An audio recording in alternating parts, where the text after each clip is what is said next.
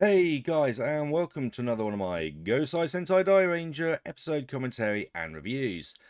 This time it's episode 10. The Vengeful Goddess. Remember, if you do enjoy what you watch, please remember to like and subscribe. It just means a lot on a small channel like this.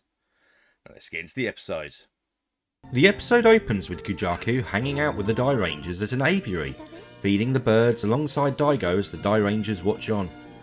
With Rin commenting on her kindness, and Shoji teasing that Kujaku is way out of Daigo's league. Daigo asks how Kujaku was captured by Mirror Makeup, and in a flashback she reveals that she showed Gaara mercy and spared her. But Gaara tricked her and caused her to be trapped in Mirror Makeup. As she finishes her story, birds fly away and Kujaku throws a knife at a tree, revealing Gaara laughing at her.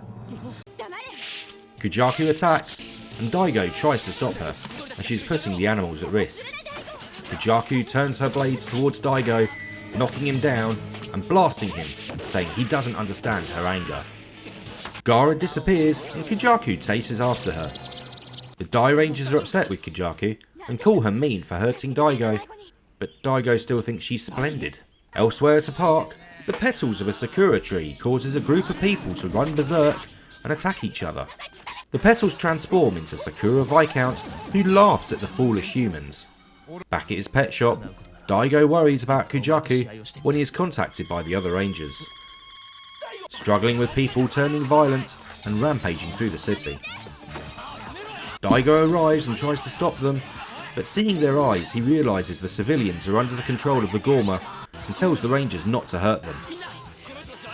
Kujaku watches from a balcony and catches a blossom petal.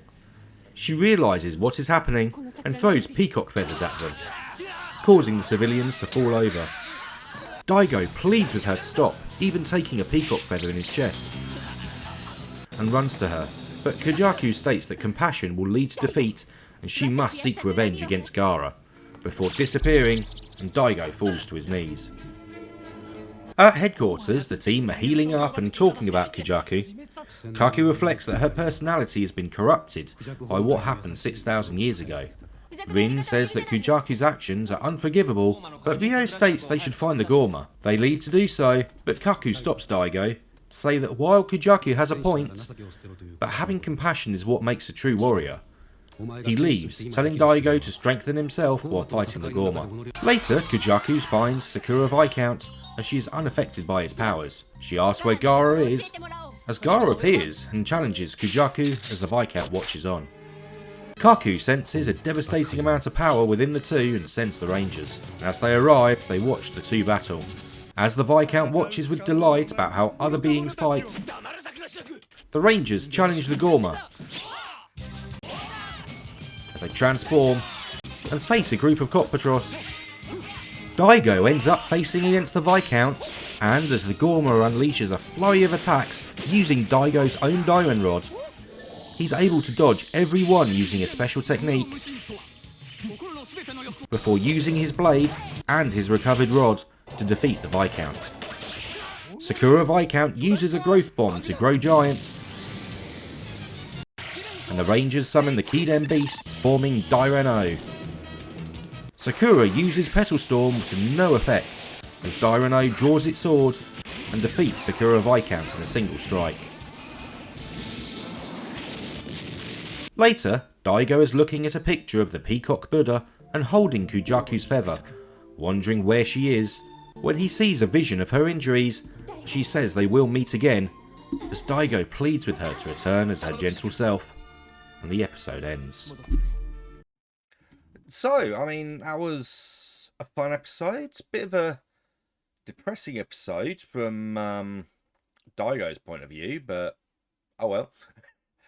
I mean, first off, is going to a bird sanctuary with a peacock woman and feeding birds meant to be a date? It's kind of hard to tell. And also, if it is, why are the other four Dairangers stalking him? It just seems a little bit weird, like, oh, he's on a date with a 6,000-year-old woman, let's all watch. Seems a bit weird. I mean, they know she's not a Gorma, but Oh well. Um, obviously, Kujaku's blinded by rage in the episode. You know, Gara turns up, and Kujaku just attacks her like mad, and she can't even hit her. You know, all the attacks are going straight through her, but she keeps on attacking. And then beats up Daigo. Because he's trying to save the animals?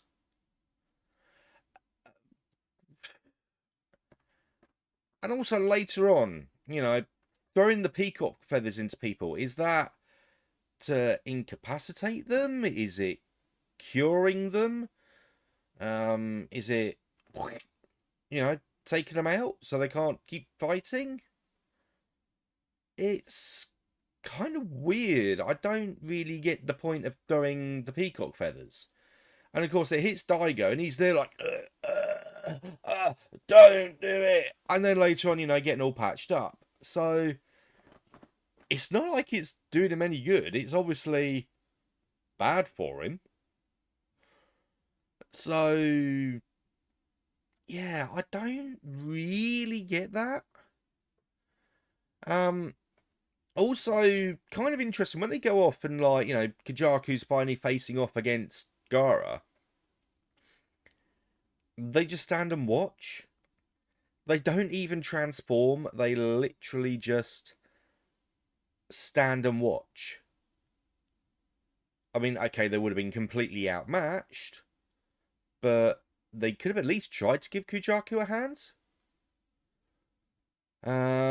And then, of course, you know, they finally do fight. Most of them against the Coptros. Daigo goes up against the monster. And it turns out, you know, lesson of the week here. An empty mind will let you dodge every attack.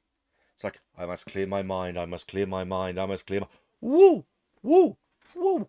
Can't touch me now. Kind of a bit weird. And of course, the mecha fight.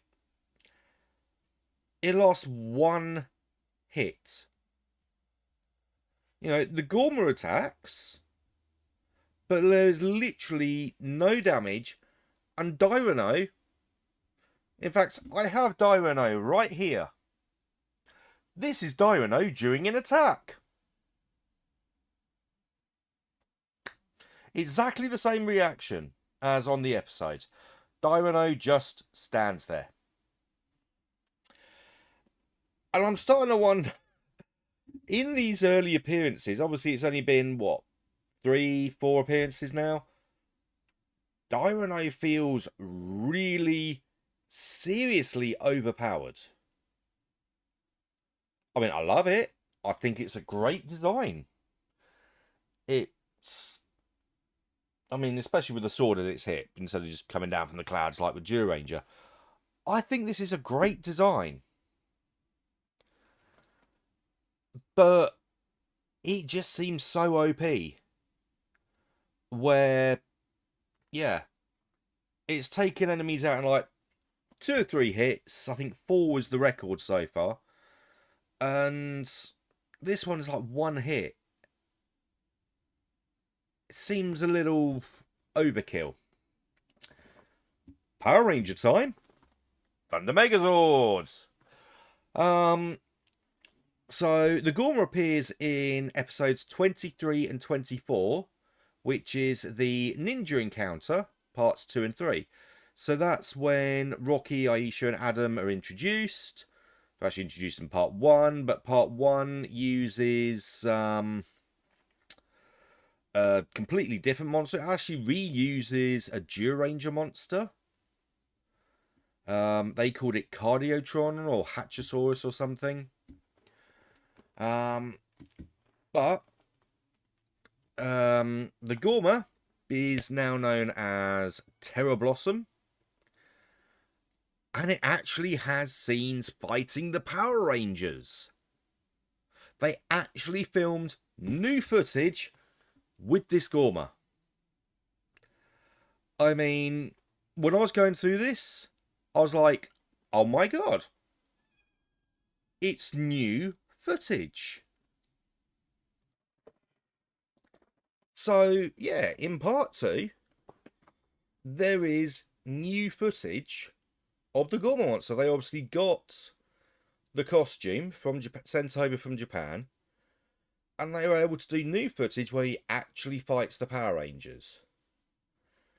Which, I think this is like the 10th, yeah, episode 10 of Dairanger. We probably had about 8 or 9 Gorma. And out of the ones who I've actually been checking, this is the first time they've actually had, like, proper footage, like, made for Power Rangers. Except they give it freezing powers instead of cherry blossom powers, which is kind of strange. There's no new scenes in part 3, but the giant monster scenes are cut to make it look like it's fighting the Tiger Zord. Even though one tiger doesn't exist yet and won't for, well, until I think about 7 or 8 episodes time, if that. And the weird part is, like, the Thunder Megazord is also in the fight, but then everyone leaves to go fight some putties, except for Jason, who's still in, like, the Thunder Megazord, who's piloting it on his own and eventually destroying Terra Blossom with a Thunder Mega Slash. So, the one hit from the Dairanger episode. And it's like, you start a mecha battle and then go to a putty fight. And then one ranger alone is piloting the Megazord and able to do the finish and finish it off. That's kind of weird. Although, in their defense, that was when, like, after Austin St. John, Walter Jones, and Twee Trang had walked off set. So, yeah, I mean, the voice, especially Trini's voice. Ugh. How I never noticed as a kid, I will never know. But, yeah. So yeah, that's the Power Rangers bits. It fights the Tiger Zord, and it actually has some extra scenes filmed in part 2. Because I guess they didn't have enough footage for multiple parts out of a single episode. But anyway, that is it for episode 10. We're now a fifth of the way through Dairanger. And I'll see you guys next week with episode 11.